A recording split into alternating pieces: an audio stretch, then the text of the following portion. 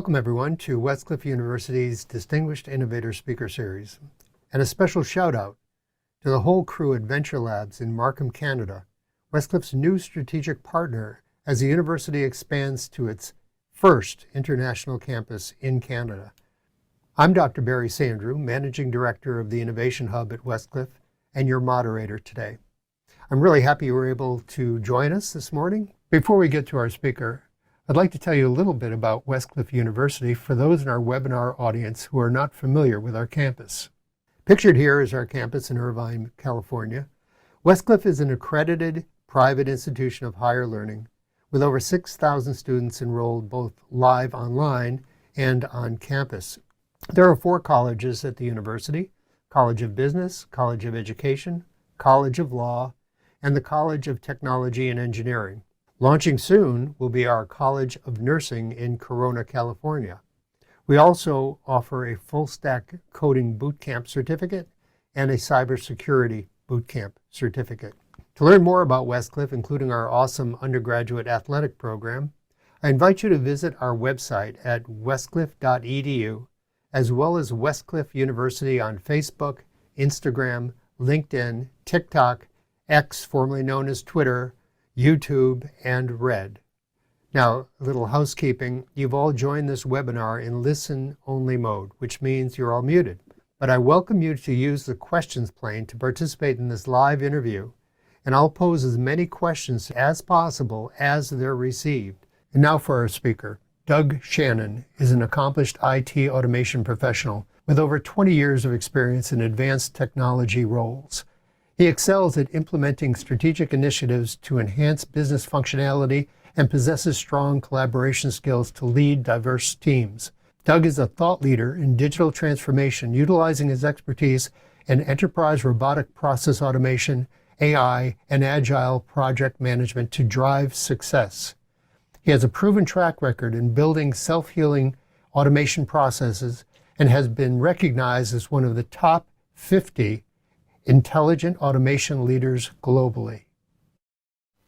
I wanted to hand this over to you, and I think you've got a presentation.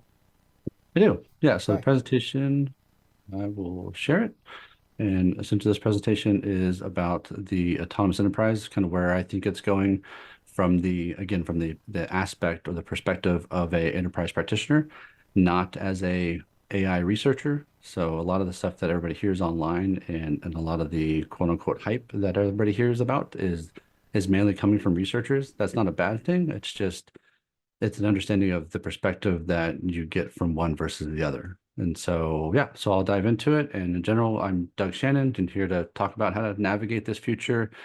Some of the stuff we're going to talk about is still conceptual, but it's a way to understand it as it goes forward so that we can actually drive this together as people that are working in these different environments, different companies. And so the different groups I'm affiliated with also is the Theia Institute, which is a think tank that we work with the new GenAI and AI items so that we can actually drive understanding around that. And then Gartner Peer Community, which is part of Gartner, but not working for Gartner. It's just it's an ambassador role. So they brought in a lot of the thought leaders that are around the world into their peer experiences. And so then they're driving that to trying to understand, what's going on, what's out there. And then the Vocal group, which is a voice of the user or voice of the customer in the automation landscape, is mainly tiered for the not autonomous, but like overall robotic process automation, intelligent automation, and different groups and companies that are in there that provide perspective.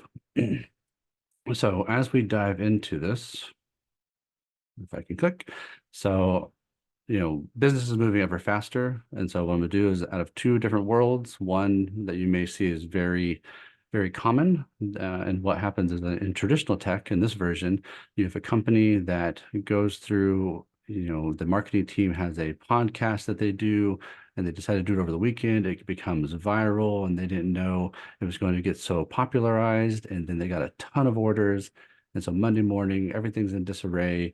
And then the issue comes into play where nothing's getting ordered. Customers are frustrated. Employees are frustrated because they can't fill those orders fast enough because they didn't know it was coming and they just don't know where all the inventory is at and what have you. And so what you get is you get that constant fighting fires syndrome that a lot of companies have. And the funny part is, like, most of the time we have an acronym or just a way that we call it. We call it a dumpster fire, right? So that's what we don't want. We want to avoid this as much as possible. But a lot of companies actually deal with this every day. So looking forward into Future Forward Inc., what we have is the same kind of situation. You have a podcast and it goes viral and everything's kicking off. The good thing is that when it does trigger all these events, you have these different agents and different abilities that are at your disposal. So Monday morning, all of your people are getting all their information, getting their updates, their dashboards, and saying, oh, hey, there's a lot of stuff coming through. How do we handle that? Let's start the ordering process. Emails are getting kicked off automatically by these agents working with different aspects of what the user's needs or requests are. And what you end up getting is a collaborative experience, much unlike the traditional side.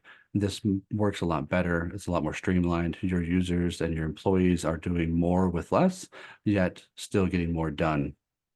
So that's the hope, right? That's where we all want to get to. But diving into that, let's talk more about the autonomous enterprise and how these agents are going to help out, right? So right now you're going to hear a lot about agents in the world around us, in the news coming up. I was just at a conference yesterday, tons about agents. Nobody had all the answers, but a lot of people are building agents and agent-driven environments, so they can actually understand what's happening inside of enterprises and within any other companies, really. So as these agents that I'm going to talk about, which I split them up and we'll talk about that too. But overall, the main things I want to make sure we understand is that we're driving comprehensive ontology and taxonomy to understand really like where that data is coming from and where it's going. So, but first, let's define like this multi-agent framework. And this is one of the things that you're not going to hear about yet, but some people are starting to maybe talk about it, especially here in the next 3 to 6 months. And so as agents come out, you're going to hear that things like agentic workflows and although we may hit that, what we'll see is that will go very fast because sometimes those agentic workflows and the agent that is running that is going to be very large. And those large agents are going to get kind of clunky, get bogged down, which then the entire market is going to flip and say, let's build multi-agent frameworks. So let's have multiple agents that do different things. And we will talk about what those different things are going to be and how that's going to look. So to give everybody a heads up. So overall, ontology side of this, though, is understanding like the what, why, and how.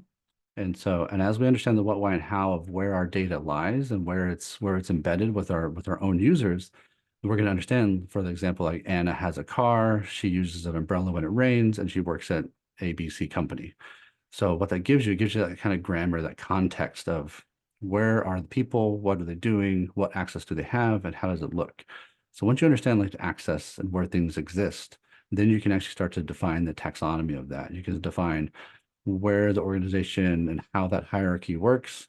What do you define it as? What does your enterprise define it as? So now you're getting more strategic on how does our enterprise, how does those systems, how do they navigate? And once you understand that, you have a lot more visibility than what we all currently have in the world around us. So if you're already sitting, keep sitting. If you're standing, take a seat. So we're going to dive into the different agents and kind of what they do so that we can kind of understand overall the goal here and how they interact. And so right now, existing now is CoPilots. So CoPilots, although Microsoft has coined the term, CoPilots are still going to be understood as like the personal assistant. You're going to have lots of companies, again, talking about agents, and most of the agents they're going to be talking about are these personal assistants that are sitting on your systems with you, next to you, and they're the primary interface that you're going to interact with every day for emails, for different aspects of like what you do during your work day. They're also going to workflow streaming, right? They're going to give you like that dashboard view. What am I doing next, or what's on first or second or third base. The future though is we're going to, I don't have a name for it. It's called AI copilots, but it's the evolution of copilots. And so we just saw this recently with Microsoft saying, hey, copilots, their version is going to start taking screenshots of things that you're doing every day within the Copilot assistant, right? So this evolution that I'm talking about it goes much further because I see where it's going. And again, from the perspective of an enterprise practitioner, I see these evolution turning into more of a discovery. So yes, it's still your personal assistant, but in the background, it's doing discovery. It's identifying, like monitoring data, it's identifying processes. It's really looking for ways to or opportunities to build improvements. And so some of that could even be like process mining or task mining, things that we usually brought in separately now could be brought in behind the scenes and just tracking kind of what's going on so that the enterprise can move faster. The other aspect of this evolution is starting to build that predictive ontology, building those soft weights and understanding of where the data is at. How do we use the data as humans and employees of these companies, and what is the experience of that? Then it goes into kind of like how to analyze it. What do we name things, and where does those data sets, like, are they grounded well? Do we have to continually touch things to make them better? And if we do, like, that should be understood. The last thing, or one of the things, right, is that it's going to do cognitive tagging, which is essentially like filtering and categorization. So using our contextual inputs, like the humans working with this assistant, the contextual inputs that are there, understanding like where is this data, how is it being tagged, how is it being filtered? Is it HR data? Is it IT data, what have you? And then the categories, like, is this a onboarding process? Is this a lawyer issue or a even like a healthcare issue, for example? So past the assistance, so moving on to the actual non-user side, right? The thing that's not living on your desktop with you is these AI agents. These AI agents are able to work with your copilots. And a lot of the AI copilots information is being passed on to these AI agents. But the AI agent's main goal is to do data mapping. It's understanding like where, again, like that copilot's passed the data and it's mapping that data in the background. It's also building out the RBAC, which is like your role-based access controls. So that defines basically like who are you, what role do you have in the company, what do you have access to, should you have read-write access to all these things or admin access to this or that, maybe, maybe not, but it starts to map that out. So now there's visibility being gained from that. The prescriptive analytics is really driving, again, taking that information from the copilots, taking that information from what it's learned from RBAC and all these other, pseudonyms and technologies, and saying like, do we have the information we need? And if we don't, let's go find it. Like, what's that context? So the collaborative side of this is that the AI agent is the main one, kind of like I said in the beginning, like the multi-tier jack of all trades. It's working with the different agents, it's talking to the different agents. It's that workhorse in the middle that is making sure that it's driving things like task management to understand the tasks and personalities. It's understanding the autonomous operations in regards to like what kind of established perimeters or parameters, right? And then adjusting those as needed to handle those like soft weights of understanding like, what's more important or not more important. It's also starting to actually build out that final phase of the living ontology. So as information comes through to these copilots and those ontology layers are being created, this AI agent is saying, great, I have all this information, I've mapped it, I've built out the RBAC controls, I've understand the tasks that are involved, and I've talked to the other agents and I know kind of where everything is. Great, I can now build that ontology layer. So now we know the enterprise data landscape and how that's allowed throughout the enterprise. So the only part of the autonomous enterprise that is autonomous is really relatively the autonomous agent.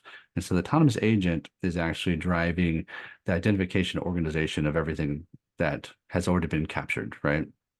So it's able to go in and understand those interactions, understand what API access is out there, what's not out there, and to look to interface and look to gain knowledge so it can actually know where to point people in the right direction. So it's doing data transformation, it's understanding pipelines, it's extracting and transforming loads of processes and understanding where that data lies. And then really what it's doing is also categorizing again. It's saying out of all the information we got from the ontology, we now have categorization and we've identified those relationships. And out of identifying, what we actually get is we get the ability to create a chain of custody. So that chain of custody is establishing identities, establishing relationships. Where does the data lie? Where does it end up? Where did it come from? And who had access to it? And so that's key in doing a lot of the things within the enterprise because you need to have those audit controls, right? So alongside of chain of custody, you have your access controls. that also use that RBAC, that role-based access control, to understand like the who and what and who has what access. And it's starting to build those roles and permissions and to really like also just sit back there autonomously and track who's doing the right stuff. Is there something bad going on? This is where security protocols and things could be added in to add value back into the enterprise and say, wait, something's funny, and start kicking off other agents, say, go create a ticket, go do this, like, find out what this is, call in the experts. So essentially what happens though is that the idea of the autonomous agent is taking that ontology layer, taking that living ontology and all the information that it gathers, and it creates a taxonomy. And that taxonomy is driving the relationships. It's autonomously updating this. It's building the classification of where the data lies, what's associated to that data, and where its optimizations can be, or what can be used to actually build optimizations. So the last one, which is the expert agent, which is probably one of the most important ones, because this is where we see you're going to see a lot of this as well. So different aspects of, like, you're going to see a lot of copilots in the beginning being created very soon, and you're going to start hearing about these expert agents. And they are fairly interesting. So they have most of the organization's information. So they're working with your main embodiment knowledge. They have your tribal knowledge. It's working with your SMEs directly and your lead technicians, your domain experts, really driving that forward of where and what can be done. So these distinct roles that it has the ability to, again, work with those experts, but those experts in general are experts in something. And so let's say it's a marketing agent. And so it's working with your marketing leaders, and they're building out these ideas and understandings of how this should act, where it should go, what access does it need. And then it's actually able to actually spin up and get information from the other agents, like within the multi-agent framework. It's also able to then strategically collaborate with, again, humans to say, hey, I don't understand this, or I do understand this, but a lot of this is going to be built out as it goes. There is one agent that I found out yesterday at a conference that was using kind of like a chain of thought, much like this expert agent does, and was able to do this for a lawyer group and handle a lot of the legal issues in that side of the market. And I think their evaluation was like 650 million. So the expert agents are very valuable. And so, but chain of thought is where we start to gain that understanding of, like, why did the agent think this, or why did it do this? What was its function, and what happened? Like, what embodiment of knowledge, what roles did it touch? Like, what was the strategic collaboration in regards to, who did or who touched what? And then continuous improvement, right?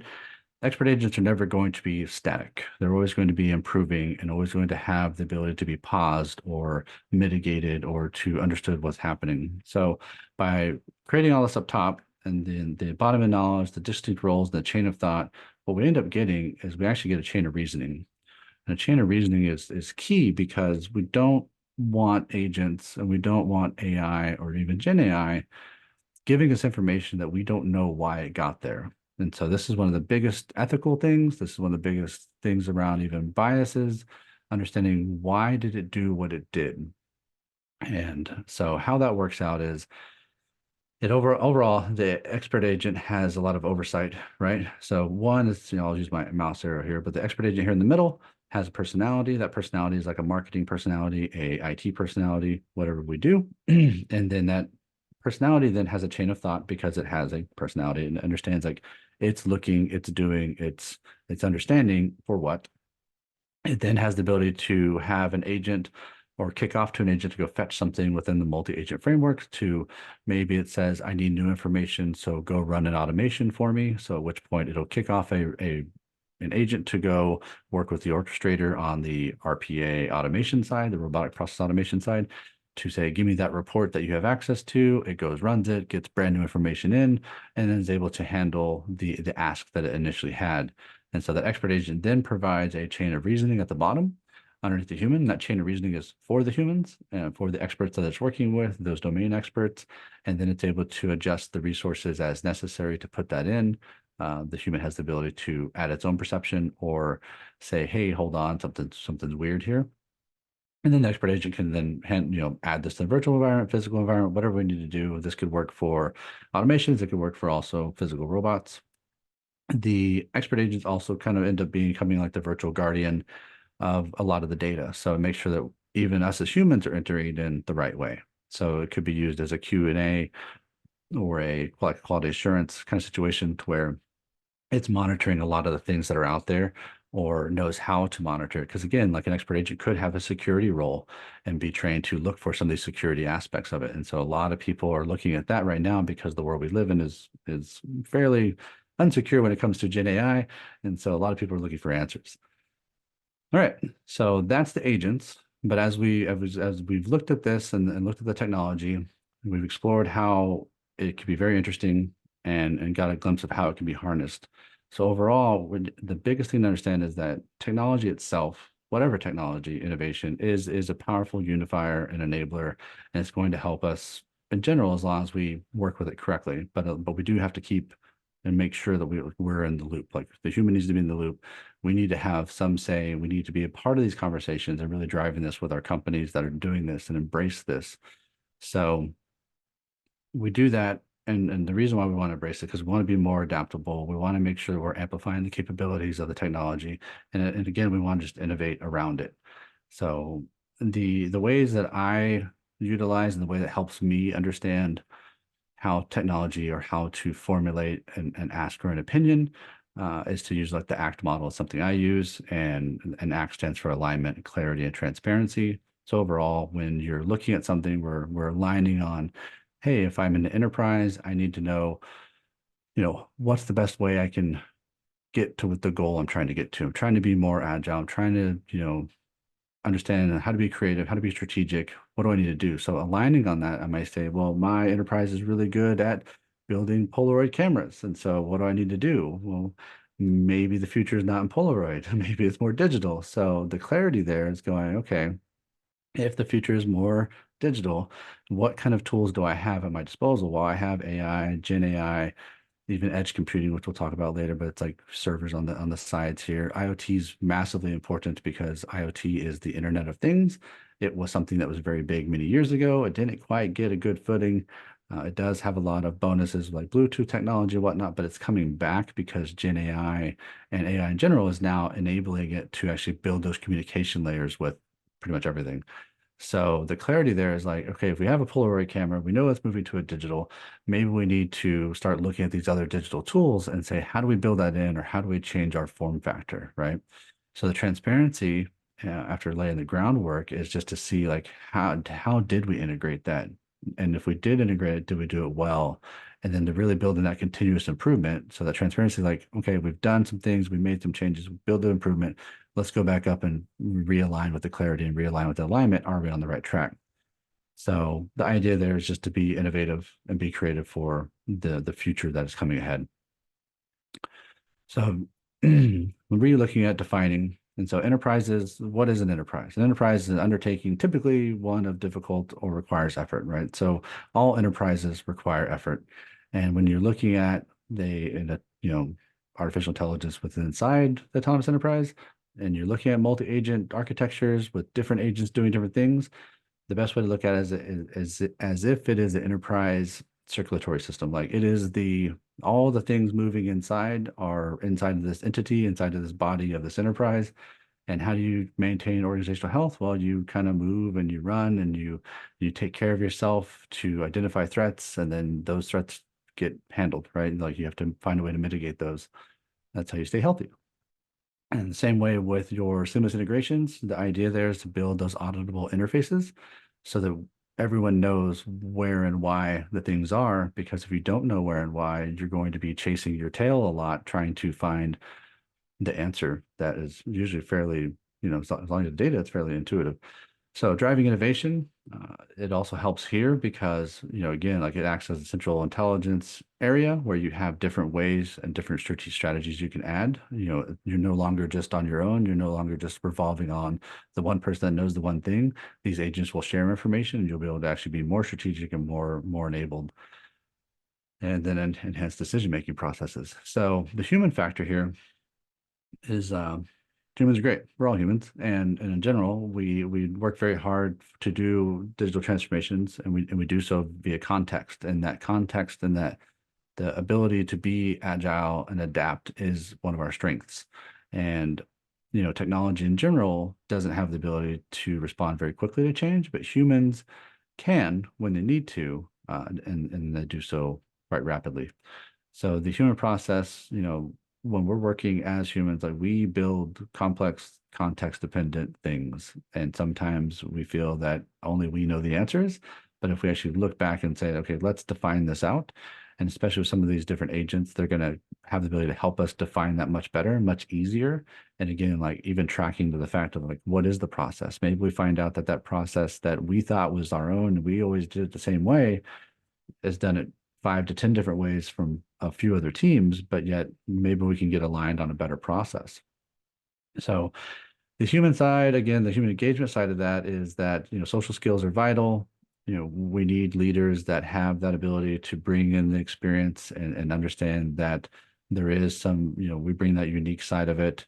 And we do bring our own biases, right? So every human, every person, all of us, myself included, we all have biases, and we have to acknowledge that even on the personal or professional side, to say like, we know that's there. We know that we do put out information, and sadly, like sometimes that information we put out is bias.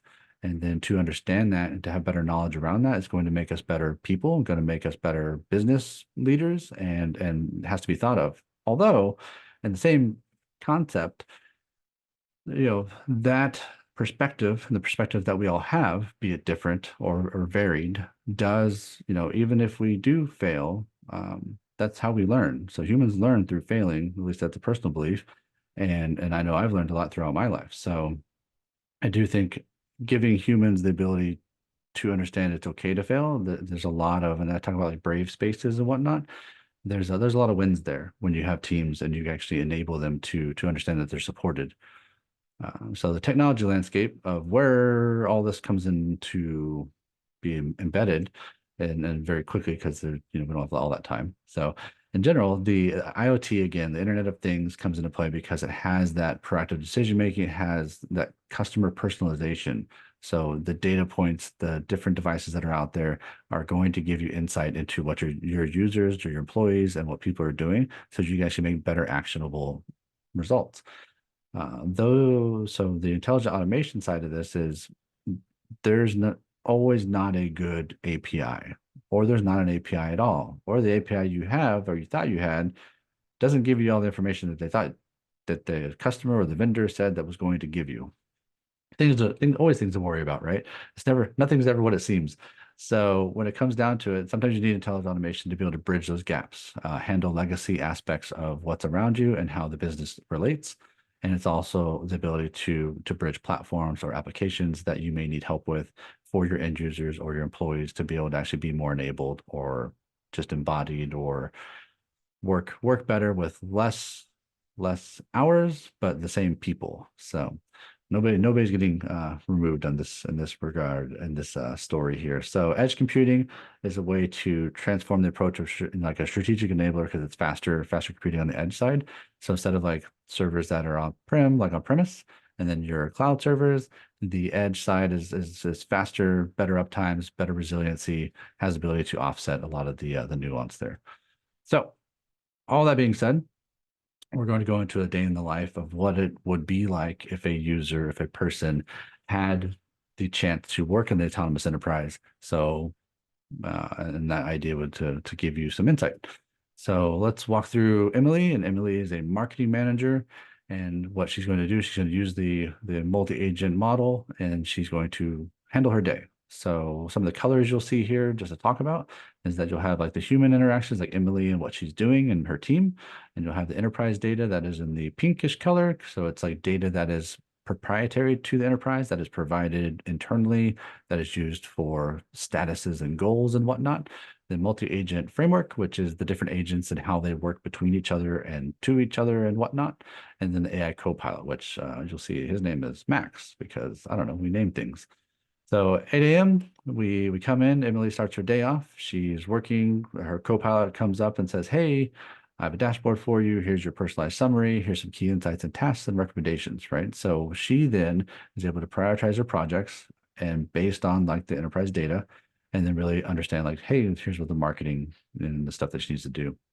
So Max here then presents an overview and says, well, here's the marketing campaigns that are available and kind of where things were left off. At which point then she's able to, ingest that information. Max then also says, hey, here's that campaign translation. Here's the stuff. And the Copilot actually went out and pulled some information for some of the past projects. So it worked with the other agents out there in the multi-agent framework to say, hey, what else was out there? This is really where we should be going because of the data and because of the goals here that was pulled from the enterprise side.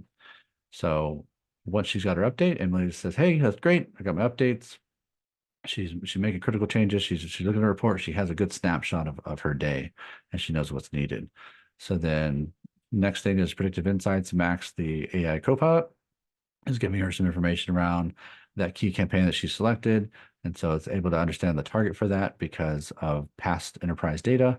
And then Emily interacts with that data, starts to actually work with it, put context to it, at which point the AI Copilot starts to learn more and refine off of the data and the preferences that she's providing. So that terminology, that again, that ontology, that building those layers of like, how does Emily do things?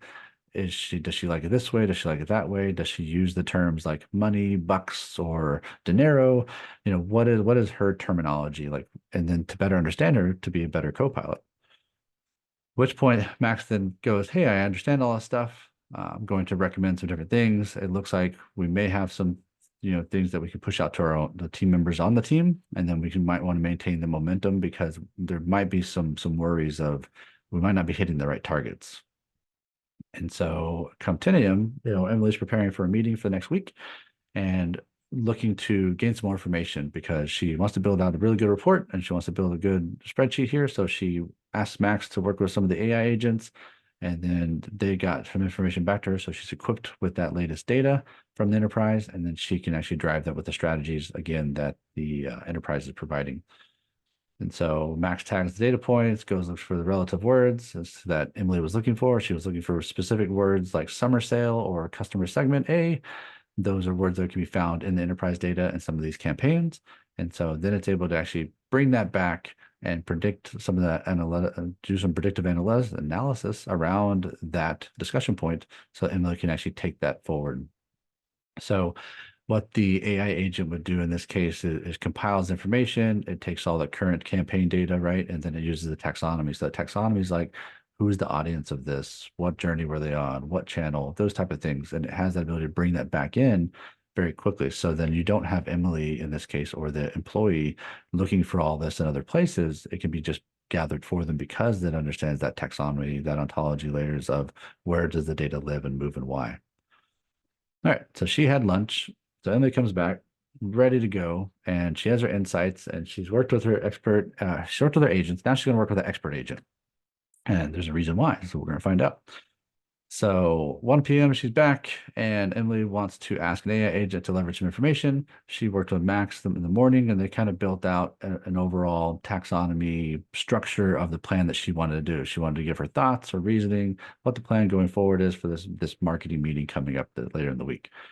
So then after that was done, then, that taxonomy layer and the ontology layer was brought in, and the different agents use that to then say, hey, here's what we found, like, using these market reports, tailoring that to the employees' preferences and kind of giving like a general format. So again, like agents, much like even GenAI, helps to not have like that blank page issue where you're staring at a blank page, like, how do I do this? I know what I want to get out of this, but really, how can I drive that forward? And understanding how you kind of work already can start to better help you go like, how about this or how about that, and give you options. And this is essentially what it's done.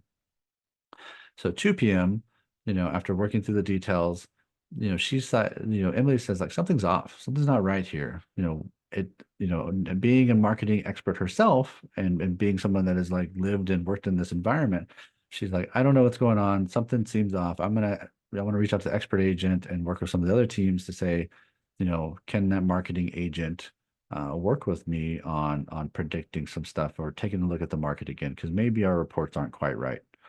At which point then the expert agent says, okay, let's take a look at this. It's going to then identify different opportunities, and then look to possibly improve the campaign stuff that she's working on. And then it's going to look out at the abilities and different roles or areas it has access to. Some of those, being an expert agent, it does have access to outside of the company. And so it's able to go look at like Bloomberg or different areas of marketing solutions and pull that in.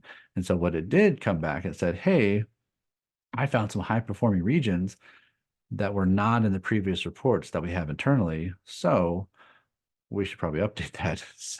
So that being known later on, so then Emily's like, hey, okay, there are some differences. Let's go build that in. Let's adjust the campaign accordingly because of the new information. So the autonomous agent there is starting to update that in the background and providing some of those reports. And the expert agent comes back and says it's working with like the other agents and saying, okay, we've aligned that there's new information. We need to apply those new strategies across the data, the digital platforms so that everything's up to date because our internal reports weren't up to date. And then, so at which point the AI Copilot is going to, monitor the adjustments and kind of do that refinement and give feedback as needed to make sure that everything's on track and everything is being monitored. So every agent knows what's going on. This is where they're talking to each other and understanding and doing handoffs and whatnot, but it's all being monitored by the AI Copilot.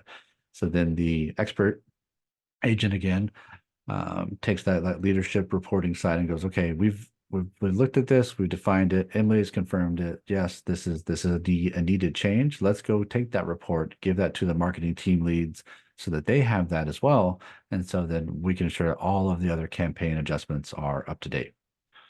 And that ends up leading to Emily's end of day.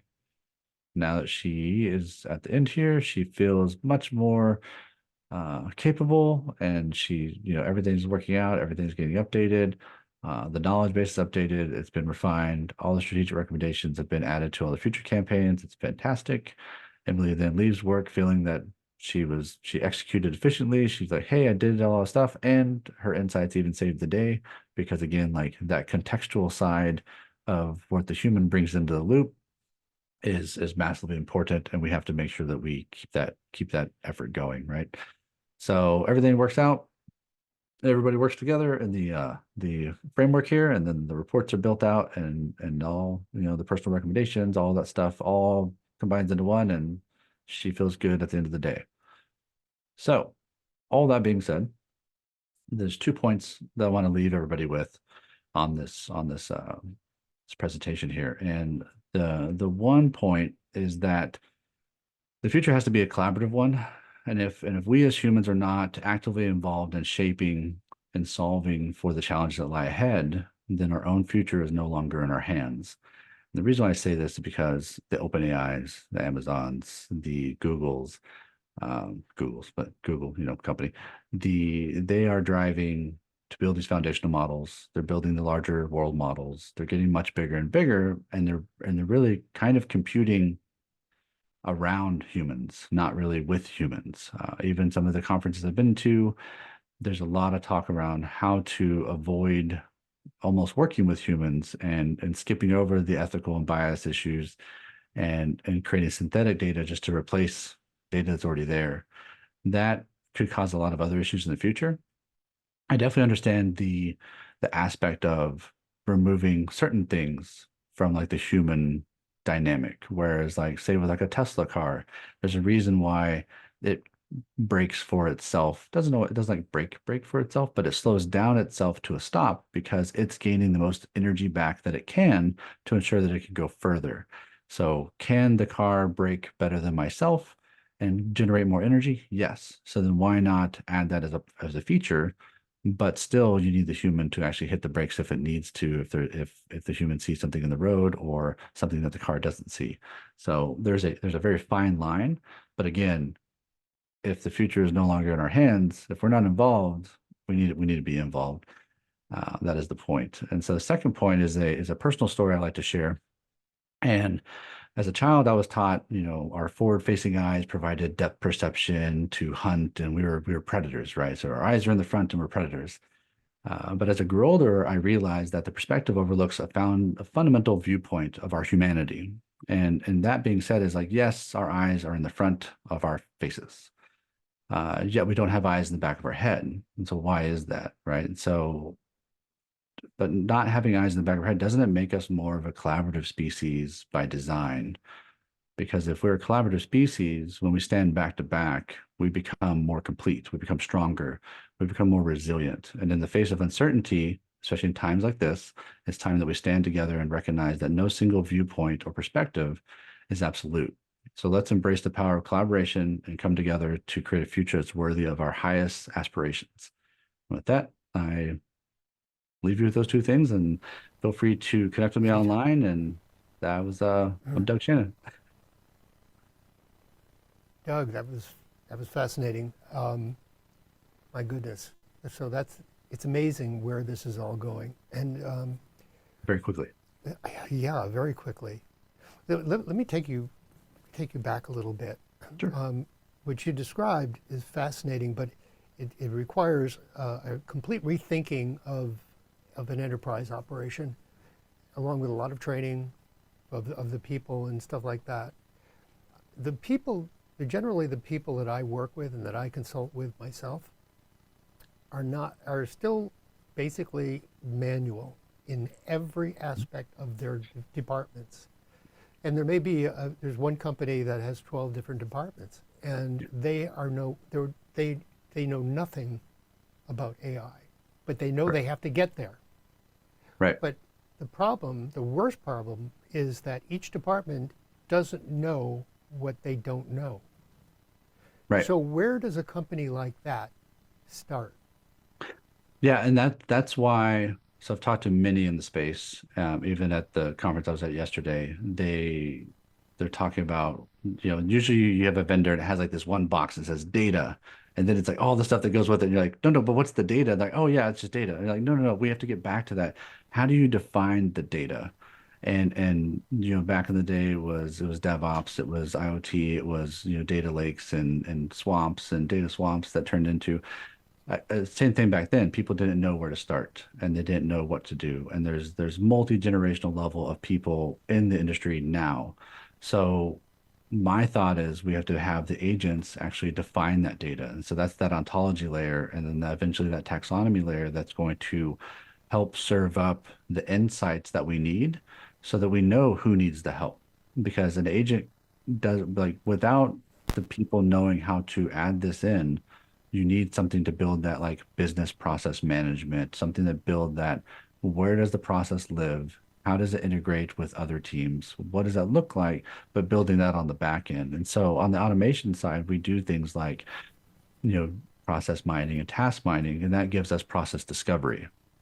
And so a lot of different companies are doing this, but nobody's doing it in the form of agents. But I do see this happening with Microsoft going forward as saying, hey, if you like this Copilot scenario and everybody's going to have a Copilot on their desktop or what have you, it's going to start mining information because we have to have that. Because if not, we don't know. And we don't know the people that don't know, and they don't know. So we need to find a way to actually enable them and do so in a very, kind and human manner. Yeah. In one particular company, what I've done is I created basically an expert prompt engineering prompt. And I basically gave it to each one of the department heads. And I told them, I want you to create 10 to 15% greater efficiency in your department. Now, these people have no idea what AI is going to do for them. Yeah. So basically, I asked them to put in once they run this thing, it asks for a little prompt. And I said, don't put a lot of details in there. Just talk about who you are, what your department is, what your company is, and then you want to get 10 to 15% greater efficiency. And then what happens is this prompt continues to iterate until it generates pretty much of a professional prompt. And what I'm getting at, Doug, is the fact that this department head doesn't even know where to start. They don't know anything about agents. They don't know about any of that. Right. In fact, they don't even know what they need. Yeah. So what this does essentially, and I put, and we're using ChatGPT 4.0. What this does essentially is it asks all of the probing Explore. questions Yeah. about their department, like what are your pain points, what problems are you having, what are your manual processes, et cetera, et cetera. And then at the end, and then what happens is after the department head puts all that in, then what it does is gives the department head a whole bunch of suggestions, Mhm. and all the way through gives suggestions and questions, but at the end it gives them a whole bunch of, basically a whole plan for how they can improve the efficiency of their department. Right. Absent that particular prompt, I would say that most people are lost. Right. Now, take that same kind of prompt scenario and build that into an agent that can not only just keep the history, but start to understand how that person works and to continually to add on to that and continue to help them through this. And then also has the ability to kick off to another agent that builds a report. So then you then get a report of all these different areas within inside the school that says like, here's how we've done that, and here's how we built that into, and then even dashboard that as well. So there's a lot of the one thing that humans don't do well is we don't document very well, Right, right. especially be our own things that we do because humans, I mean, we all do it. We don't like to talk about ourselves, right? And we don't Yeah. like to say, "Oh, our department did this and we did this amazing thing and check how great we are." That's not usually how people react. But if we have a tool that helps us take that information, document that information, move that forward, and then the ability to iterate on that, that would be fantastic. But who basically builds that agent? In other words, does it require having a programmer on site to actually do it, or somebody who can actually create prompts for that? Yeah, so ideally, I know for example, right now, like in today's world, Microsoft has just released the CoPilot Studio, and Yeah. their studio gives the ability to create actions and create some different aspects inside there. The average user doesn't know how to do that, and I would not expect them to do that. Now, what you would have is you would have, so current world is you would have like a center of excellence, much like you do with automation, and then they would work with all the users to understand the processes, and then they would actually build that for them and then help them to understand it. And the users or the employees that are fairly savvy or digitally savvy, they would be able to say, well, hey, I'll try some of my own. Cool. Like, go ahead. Like, here's the access. You can go try on your own. People would call that as like a citizen developer. Although I still think that whole aspect of what Microsoft is doing is just trying to answer a question. They're not answering, again, like the ontology. They're not answering like, what does Barry do? Where is he at? He's at this level. Here's the access that he has. Here's what he's asking for. Let's go get him that information. So those agents that are coming, especially when the multi-agent framework does get built out by a lot of the companies are looking, well, nobody's really looking at the moment because I just heard a bunch of people yesterday that are way smarter than me not talk about it. So they're talking about agentic workflows, which are coming also, although they're more like AI, Gen AI mixed with autonomous for intelligent automation to actually build out massive processes to take on the different things that enterprise needs. But they're huge. Mhm. They'll get smaller, just like everything, right? We have GPT and all these LLMs that are huge, huge, huge and growing, and then you have the same time they're coming down in size. Well, let me ask you that. So, if I signed on to, or I told this company to sign on to Azure, which is Microsoft's AI, Yeah. would would do they have the resources to handhold a company to build these agents after they've really assessed what the company is all about and knows what the company needs? Is that the way it should work?